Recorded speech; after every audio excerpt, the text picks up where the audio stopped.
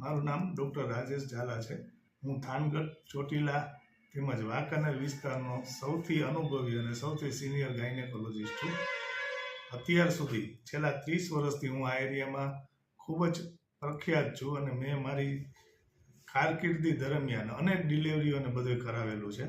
મારી છોકરીના લગ્ન ડૉક્ટર તન્મય ચુડાસમા કે જે મા ચામુંડા હોસ્પિટલ ચોટીલા ખાતે પ્રાઇવેટ હોસ્પિટલ ચલાવે છે તેની સાથે કર્યા.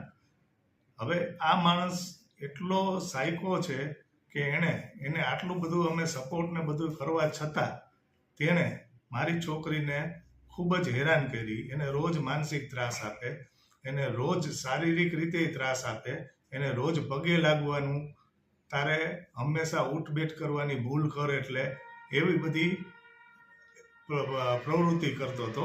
અને મારી છોકરી એની સામે કોઈ પણ જાતનો વિરોધ કરે તો એને ઘરમાંથી બહાર કાઢી મૂકવાની ધમકી આપતો હતો. અને એને 2-3 વાર એના ઘરમાંથી બહાર કાઢી મૂકી. સમાધાન કરવા એ આવી, બરોબર, એ લોકો આવ્યા, મેં સમાધાન કરવાની ઘણી કોશિશ કરી, પણ તેમ છતાં એનો માનસિક ત્રાસ આપવાનું ઓછું નહોતું થતું.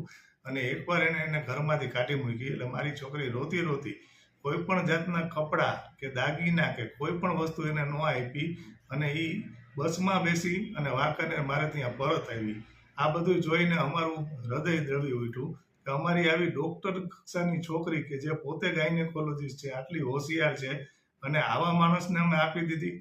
આ રાક્ષસી પ્રકૃતિનો માણસ છે, બરોબર. આનામાં કોઈ જાતનું દયા ભાવના કે એ છે જ નહીં. પછી મારી છોકરી એ બધું પૂરું થયું પછી એને મેં કીધું કે બેટા તું થાન નોકરી સરકારી લઈ લે.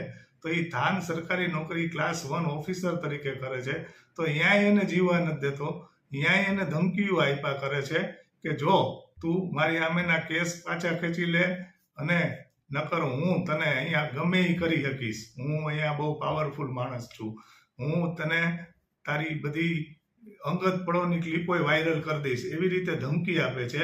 આ બાબતે અમે ઘણીવાર પોલીસ આગળ 2-3 વાર અમે અરજી આપી કરી, પણ એ લોકોએ FIR લીધી નથી અમારી, બરોબર. આ ઉપરાંત એણે મારી હોસ્પિટલના CCTV કેમેરા કે જેનો એક્સેસ મારી આગળ જ હોય એ એણે હેક કરી લીધા. એની અંદર પોતે એડમિન બની ગયો અને પાસવર્ડ ચોરી અને મારી છોકરી કે જે એના પપ્પાને મળવા માટે આવે છે, એના પપ્પાને જમવા માટે આવે છે, એના ખોટા આક્ષેપો કરી અને અમારી સામે આક્ષેપો કર્યા. અને આ બાબતે એને પાછી મારી દીકરીને ધમકી આપી કે જોયું મેં આવું કરી લીધું છે, હું શું કરી શકું છું એ તને ખબર નથી. એટલે હું બધી જનતાને વિનંતી કરું છું કે આ રાક્ષસી પ્રકૃતિના માણસથી આગળ રહેવું અને મારી